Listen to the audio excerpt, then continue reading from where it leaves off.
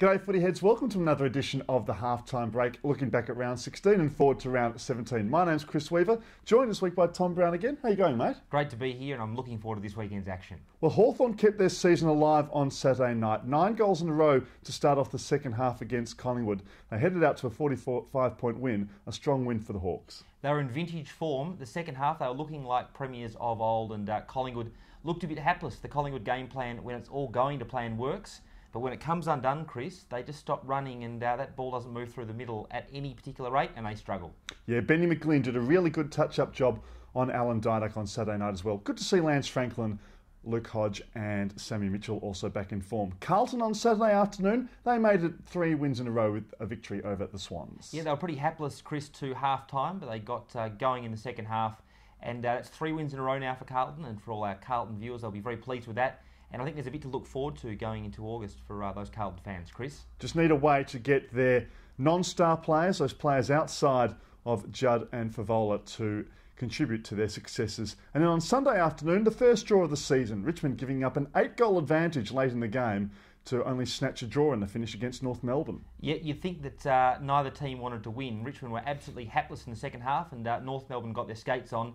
North Melbourne perhaps should have won, Chris. Obviously, Richmond kicking a goal to draw level in the dying seconds. But look, there's plenty of debate over the draw, which we'll get to later on. We will during the Fat. What about Rising Fast for this week, the first of our segments? Tom, who have you got? I went to the football on Friday night, and it's the Bombers. I know they lost to the Western Bulldogs. The Western Bulldogs are a very impressive outfit at the moment. But the way they move that ball through the middle, Chris, is enough to make you want to just go to the football to see it. Once they sort out their defensive issues, which they have got a few at the moment, and just settle the attack down a little bit, I think they'll be a force to be reckoned with over the next few years, I should say. They've got a lot of very exciting Indigenous players in particular, and they're great to watch, Chris. They are a great side to watch. They play for the coach Matthew Knights. We've talked about them a lot so far this season on the halftime break. My only issue really with the Dons is how they're going to get enough good young talent in to take them to the next step. For mine, it's Chris Maston of the West Coast Eagles. He struggled since coming to West Coast as pick 3 as part of the Judd deal with osteitis pubis, but had a bit of a breakout performance against Port Adelaide on Sunday afternoon. 38 disposals for him, snagged a goal, did really well. Tommy, your choice.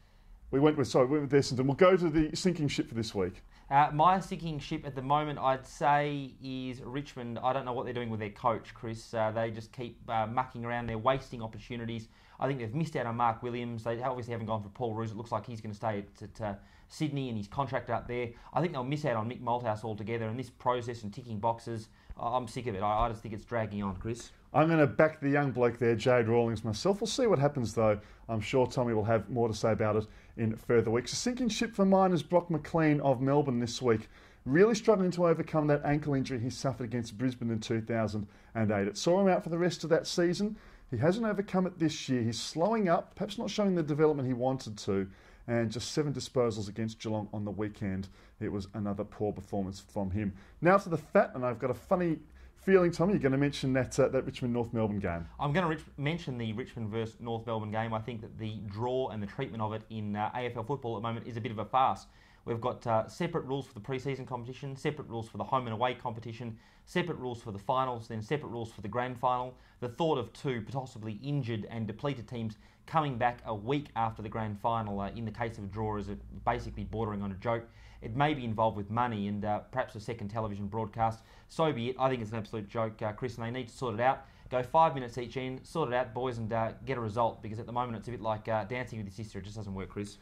I agree with you with the grand final. As for the regular season itself, we've had it forever. It's always worked, and if you're not good enough to win inside the game itself, you don't deserve a second chance.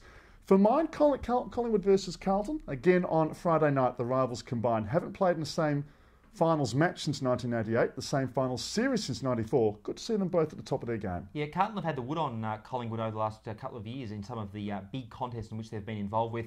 Big test for the Pies. They won 7 on the trot. They lost, I think, disappointingly last weekend. They need to get back that winning feeling just leading into August, and obviously a great opportunity for Carlton just to make their position in the 8 more solid, and obviously get the wood over Collingwood leading into August and September. So it should be an enthralling contest on Friday night, Chris. Yeah, hopefully more than 80,000 will turn up for that one. And finally, match of the week. We can raffle this one off, I reckon. Thomas, what's your choice? Well, I'd say Western Bulldogs versus St Kilda. It's going to be an enthralling contest. The Western Bulldogs won well against Essendon last week. The Western Bulldogs are playing really good football at the moment, and we'll learn a bit more about the top four. If St Kilda knock off the Western Bulldogs with a big margin this weekend, Chris, I'd say that St Kilda are a shoo-in for the premiership. Okay, and I'm going to go for Geelong and Hawthorn. Can the Hawks continue it for 2 weeks in a row? They're rising fast, stellar form. Thank you, Tommy Brown. Footy Heads, any comments, leave them in the box below. We'll get back to you. See you later, Footy Heads. Thanks, Footy Heads.